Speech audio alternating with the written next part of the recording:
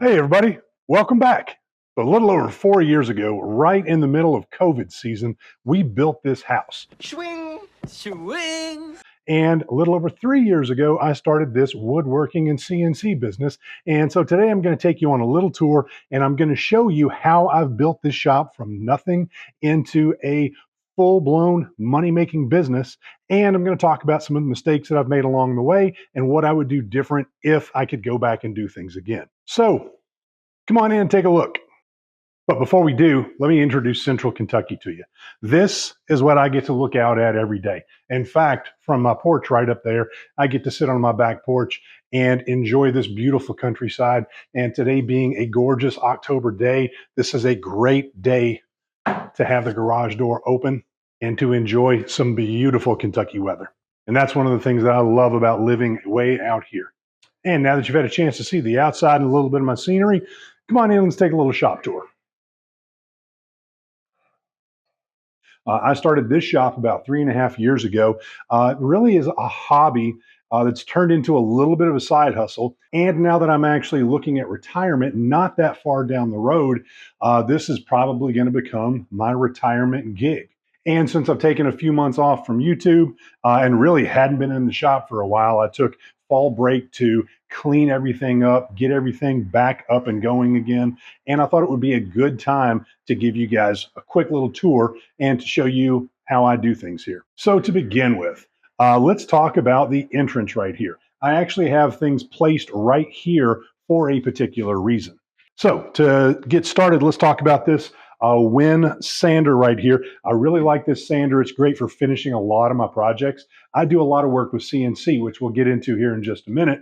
And I need to finish those projects. And this sander is a great tool to use. Now, I purposefully have it placed right here at the edge of my shop because even though I do have a dust collection hooked up to it, having it right here at the edge, when dust does invariably start to accumulate, it's easy to get it out there. Also, if I had it way back in the back of my shop, then the back of the shop would just get dustier over time. So anything that's going to be putting out a lot of dust, especially fine dust like a sander does, I try to keep up here towards the front of my shop where there's a lot better ventilation, and I'm just using that feng shui to my advantage. Next, kind of for the same reason, I've got my painting station right over here. Now, so right over here is my paint station. And let me stop and mention one thing. This is a functional wood shop. It's not so much a YouTube or a filming set. So a lot of the things that you're going to see aren't quite finished.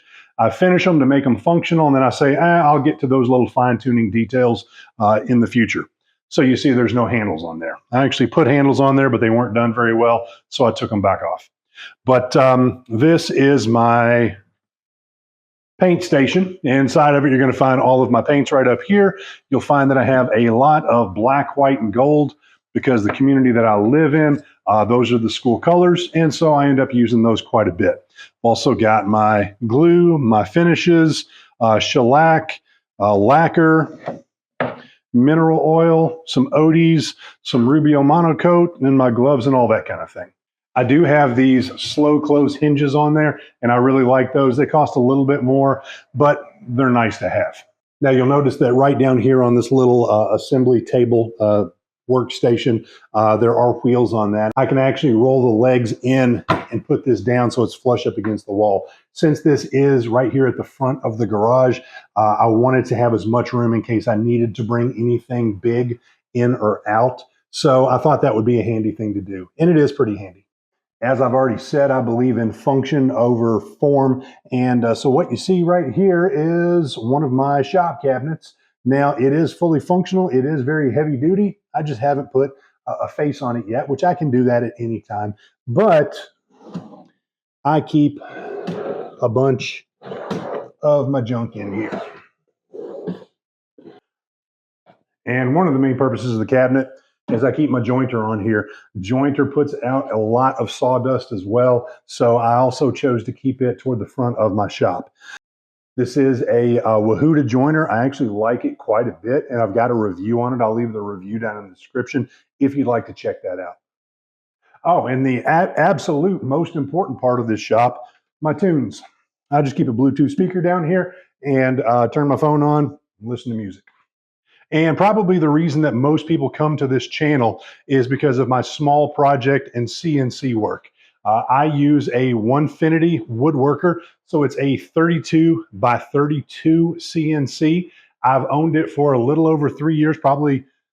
I bought it in the summer of 22. Now, since that time, I have upgraded from a simple palm router. I use the Makita that Onefinity recommends to a Pone CNC. It's air cooled, and I really love this as an upgrade. I've got a video on that as an upgrade, and I'll link that down in the description as well. I also upgraded to the new Masso control system, and that has been worth its weight in gold. Now, this is my workbench and assembly area. I did coat this with laminate and contact cement, and I'm really glad that I did. It is scuffed up. It has gotten beaten up over time, but it's a great top. I honestly don't even remember exactly what the size of this workbench is, because this was actually just a tabletop that was given to me by a friend. So instead of cutting it up, I decided to use it as a very heavy duty bench top for this workbench. Now, you will notice that I do have it open on both sides. I really need to face that up and put some doors on there, because I do tend to get some dust down in there, and putting doors on things just helps keep the dust out of there. So that's something I plan on doing in the near future. All right, and right here, you see my French cleat wall. I decided to build a French cleat wall not because it's what the cool kids are doing, but because it's incredibly functional. As I get new tools and retire old tools, I'm constantly having to change up how I store things. So having a French cleat wall with my most commonly used tools not only looks a little bit cool, but it's very functional, because I can easily just take something down or move it if I get new tools and I decide to move things around. I'll even just throw cleats in random places to store other things. And to show you how valuable and functional that French cleats can be, I'll keep random pieces of plywood instead of throwing them away, and sometimes even go ahead and cut them at a 45-degree angle. I just cut off a piece and added it to the side of this cabinet the other day. So instead of throwing away your old pieces of plywood, go ahead and cut them at 45 degrees, toss them in a corner somewhere, because you never know when you're going to need to build a new cleat. So what do I keep on my French cleat wall? These are the things that I use most commonly, so I always try to keep them at arm's length. To begin with, right over here, I've got some of my more commonly used clamps, so I keep those nice and handy. I don't do a lot of furniture building, so these clamps don't get used as much, but they are handy when I'm doing a big project. Right up here is my charging station. This was actually where I used to keep all of my drills and drivers, but I moved them. This was actually one of the first things that I built, and even though I could do it better and really kind of zhuzh it up — I think zhuzh is a technical term that you guys might not understand — but instead of throwing it away, I kind of keep it because it was one of the first things that I built that I thought was actually kind of good. All right, so other things that I keep at arm's length, I keep some smaller clamps. These Irwin clamps, probably says on the side, Irwin. These Irwin clamps are nice and handy, so I keep those handy, and I just put them on a simple little piece of 2x4 that I cut in half, and then when I need to use them, they just open right up and pop off, and then when I'm done, tighten them back up. So that's how I choose to keep those. It's always good to have a mallet close by. I need to build one of them fancy mallets that you can actually make on your own, but I've had this for years, so I keep it handy. Here's where I keep some pocket hole screws, pocket hole haters, sorry, and as well as some of my drill bits and driver bits as well. Now, right up here is my glue station, tape and glue. I also keep some more tape over there with my CNC, but I keep this handy, as well as some CA glue, an activator, and my glue bottle. Now, this is one of these things that you find on Amazon. You see everybody uses them. Personally, it's okay. I say just get a ketchup bottle that you can squeeze because they're cheaper. And this one over time tends to gum up. And so I'm constantly having to clean it out. If you guys have a better fix for that, then let me know. Okay, so right up here are my drill and driver set. Both the Waltz, I love these. I like these a lot. I highly recommend them. I've got an old Craftsman that I keep up here. This is one that I've had for a long time. I don't use it a lot anymore, but I know as soon as I get rid of it, one of these other ones will going to break, and so I'll wish I would have kept it. So I just keep it. I've got a flush cut saw. This comes in really handy from time to time, as well as an angle grinder. I do some work with bourbon barrels and bourbon barrel staves, so having an angle grinder comes in pretty handy. All right, this is just simply my screw holder. Picked this up at Lowe's, probably about 20 bucks. I can't remember. This is handy. I'm glad I have this. Made a simple little box to keep all of my pencils, my marking knives, some straws, that kind of thing. This is really handy to have, as well as my Swanson speed squares so I can look like a real high-end woodworker. And then right up here is where I keep some of my more commonly used screwdrivers, countersink bits, just a set of needle nose pliers. This is my choice of a pocket hole jig and some of my pocket hole bits. I use pocket hole quite a bit, so it's handy to have it there. And next we have my miter station. This just turned out to actually be just a random accident, as Bob Ross would call it, a happy accident. Right above us, right here is my bathtub. And so this is a little outshoot on the side of my house. And this ended up being a perfect place to put my miter saw because I can slide it, keep it recessed a little bit back. And so that's great. Also, I built a workstation here. Again, it's made up of random pieces. I try to save a buck wherever I can. So instead of throwing away scrap pieces of plywood, or I think this is actually MDF, I just made it into my workstation. One of these days, when I have time and maybe a little bit more money, I will upgrade it and make it look a little bit nicer. But you know what? It serves the purpose. Now, dust collection in this area is not the greatest. I do have a hose going back under there. Now I do have it set about 2 inches too far back. So when I push the miter saw back all the way, the hose hits the wall. And so it doesn't like to go back. So I have that unplugged. So I just clean it out from time to time. I did use magnets to make these little barriers so that more of the sawdust stays back there and doesn't get out in my shop. Okay, now this is my DeWalt table saw. This is the 8¼ inch, I believe, 8¼ 8½ inch. And this was probably, I think, the first major woodworking tool that I purchased. And for my purposes, it works just fine.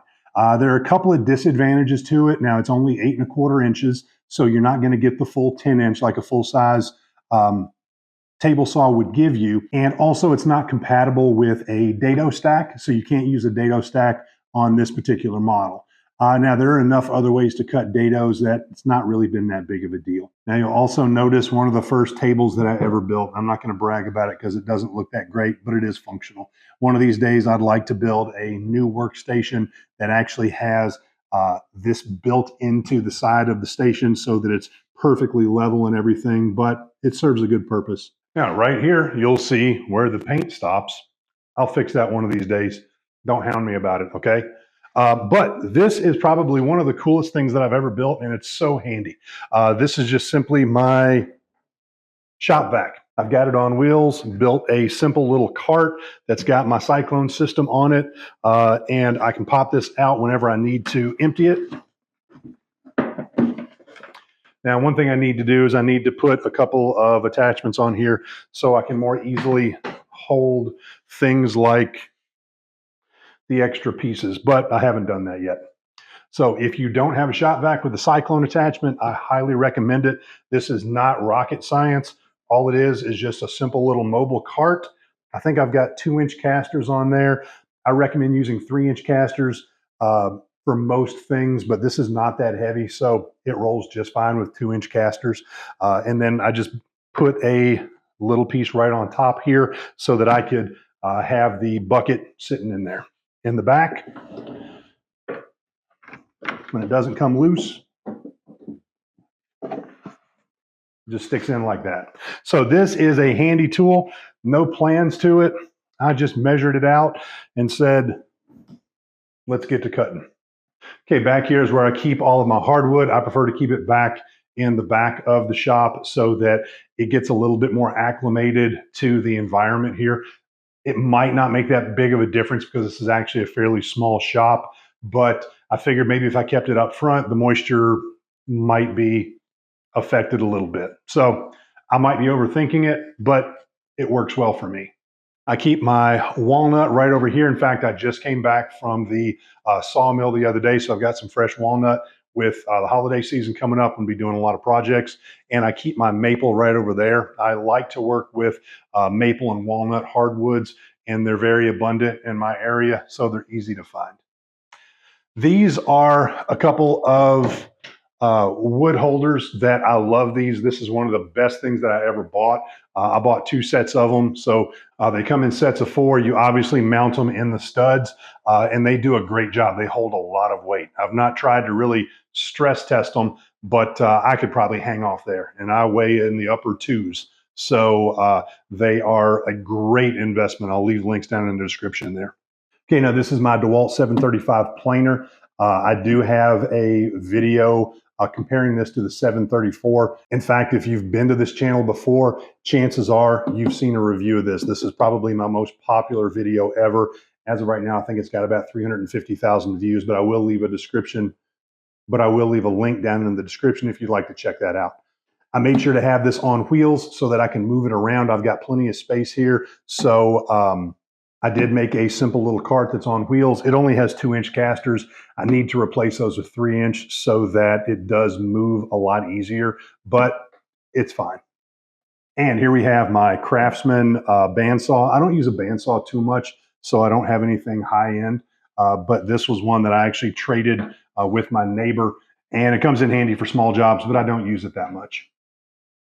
All right, now these shelves are probably the oldest thing in this shop.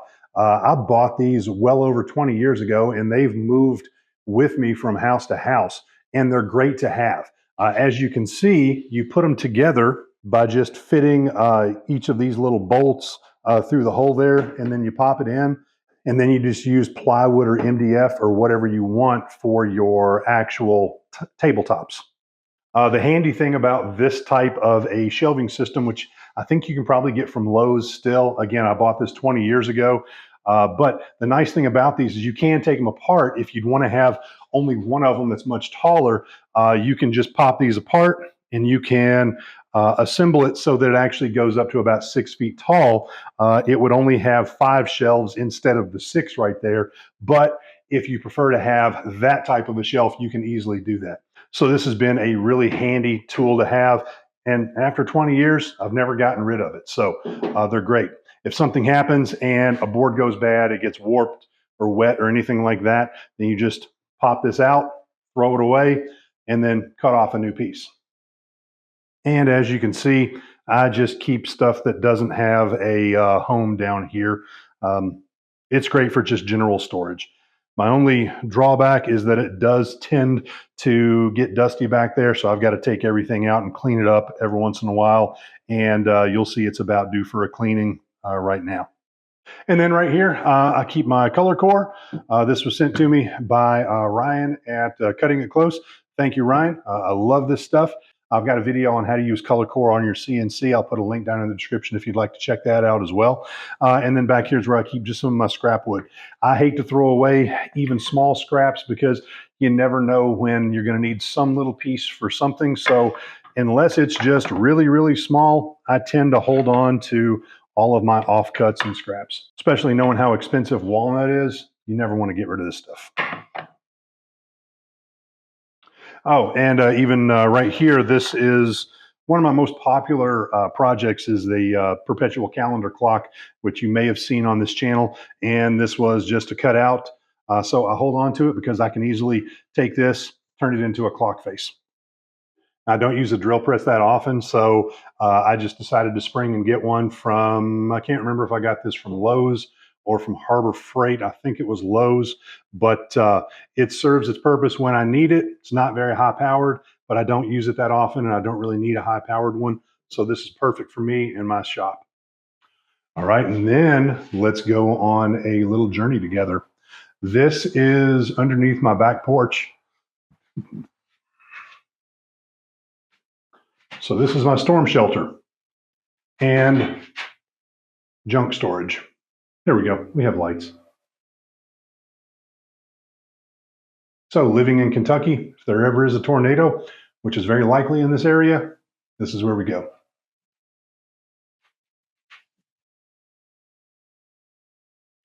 Well, I hope you've enjoyed this shop tour. And if you want to do something just for get some shiggles, I'll put a link to my original shop tour that I made over 3 years ago, right up, I think right here. I can't remember which side it's going to be on because I got things turned around, but I think right here, maybe. Yeah, we'll do that.